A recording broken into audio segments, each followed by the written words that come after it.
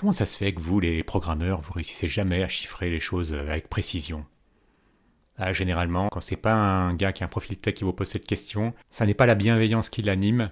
Et je vous dirai en cours de vidéo comment renvoyer dans ces 22 mètres ce genre de profil. Chiffrer une application, chiffrer le développement d'une application, c'est pas quelque chose de facile. Tout d'abord, les applications sont difficilement industrialisables. Ça, c'était un gros fantasme des années 2000, où on mettait des normes ISO dans tous les sens. On essayait finalement de rendre chaque développeur remplaçable par un autre développeur.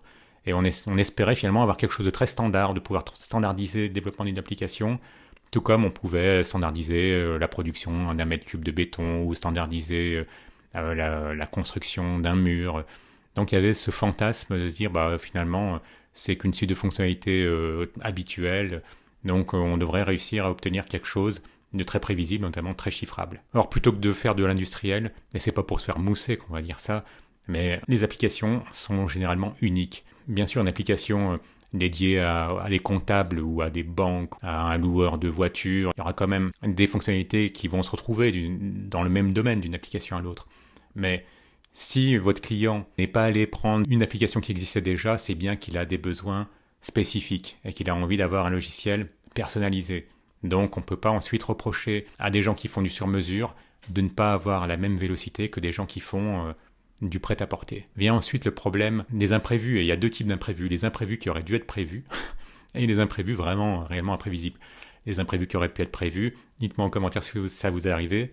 Vous avez une application, vous avez besoin qu'elle soit alimentée en données par une autre application, et là, finalement, quand les données arrivent, vous vous rendez compte qu'elles n'ont pas le format qu'on vous avait annoncé, notamment dans la documentation. Soit c'est des données que vous attendez qui sont mélangées à d'autres données qui ne vous intéressent pas. À ce moment-là, vous allez voir le responsable d'autres applications, et vous lui demandez s'il ne peut pas vous envoyer vraiment que les données dont vous avez besoin, en gros, de filtrer toute la qui vous envoie en plus de ce que vous attendez. Et là, si vous avez quelqu'un de bonne volonté, il va le faire, il va en tenir compte. Si vous avez, on va rester poli, il vous enverra bouler. Et généralement, si vous êtes prestataire et que la personne est un embauché de la boîte, c'est lui qui gagnera. Donc, c'est à vous d'ajouter soit un filtre de votre côté, ou bien si les données qui arrivent selon un schéma qui n'est pas celui que vous attendiez, ce sera vous qui créerez une moulinette, et puis voilà, mais en tout cas, ça sera quelque chose à chiffrer, à développer, à tester. Voilà, un événement imprévu qui aurait dû être prévisible.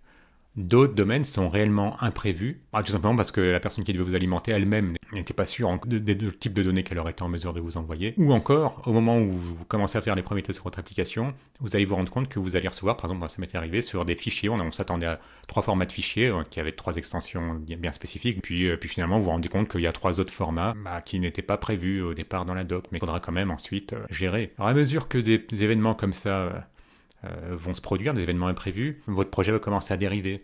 Et c'est là que viendra un deuxième piège, c'est à mesure que du retard sera pris, la tentation sera grande de faire rentrer davantage de développeurs dans l'équipe pour gagner en vélocité. C'est un peu la logique, j'appelle ça le syndrome de la femme enceinte, on se dit puisqu'il reste plus qu'un mois pour avoir un bébé, on va demander à 9 femmes de nous faire un bébé en un mois chacune. On voit bien que dit comme ça, on sent tout de suite l'absurdité de la chose, pourtant ça n'empêche pas régulièrement les décideurs, sous la pression qu'eux-mêmes subissent, de nous remettre dans les mêmes situations. Imaginez que vous ayez 4 développeurs, on vous en fait rentrer 4 de plus, la vélocité des 4 développeurs déjà présents va baisser parce qu'il va falloir qu'ils aident les autres développeurs à monter en compétences. Mais il y a aussi le fait que, si on reprend l'exemple de la maison, vous savez très bien que si vous avez plus de monde pour monter les murs, poser l'électricité puis mettre le papier peint, les gars qui vont mettre le papier peint, ils vont être obligés d'attendre que les murs soient montés, que l'électricité soit posée. Vous pourrez me dire, oui, à ce moment-là, tous les bonhommes ont qu'à se mettre à 8 pour monter les murs, et puis ensuite ils se mettront à 8, mais on voit bien que si on peut donner des coups de main sur des choses très générales, vous ne pourrez pas demander à un expert en base de données qui sera là pour vous aider sur la partie base de données, de vous aider sur une partie qui n'a rien à voir, qui n'est pas dans son domaine. De faire des animations, un côté vue en JavaScript, en GZAP ou ce que vous voulez. Donc on voit bien que les personnes qui auront été embarquées en plus ne pourront pas vous prêter main forte, forcément, surtout au moment où ils auront été ajoutés aux effectifs de votre projet. Ensuite, une fois que vous aurez vécu toutes les misères possibles et imaginables, viendra le moment de tester. Et c'est là de nouveau que si votre application est fonctionnellement complexe, il va falloir s'assurer que les testeurs auront bien toutes les connaissances nécessaires pour tester vraiment le métier de l'application. Et là, ça peut être critique. Vous vous souvenez sans doute du système Louvois, ce logiciel de paiement de l'armée de terre qui a fini à la poubelle après des années de retard. des années d'explosion de budget. À nouveau, c'est pas pour jeter la pierre, parce qu'on sait très bien quand on est dans un bordel comme ça, c'est pas facile ensuite de s'y retrouver. Ce genre de projet où vous avez énormément de règles de gestion, parce que selon qu'un soldat soit dans son régiment ou en opération extérieure, ben il touchera des primes ou il n'en touchera pas. Selon qu'il soit en train de faire telle tâche ou telle autre, il aura droit à d'autres primes. Selon son grade, il aura... Donc, il y a plein d'applications comme ça qui ont énormément de règles de gestion. Et là, ce sera les testeurs qui auront à tester la partie fonctionnelle d'une application. Plus l'application sera complexe, plus il leur faudra du temps aussi pour monter vraiment en compétence sur la partie métier. Et ensuite, une fois que vous serez arrivé enfin à l'étape où l'application aura été testée, il faudra bien qu'elle soit déployée. Alors si c'est dans le cloud, en général c'est facile. Vous avez directement accès aux ressources nécessaires, que ce soit en temps processeur ou en espace disque, etc. Généralement, ça va très vite.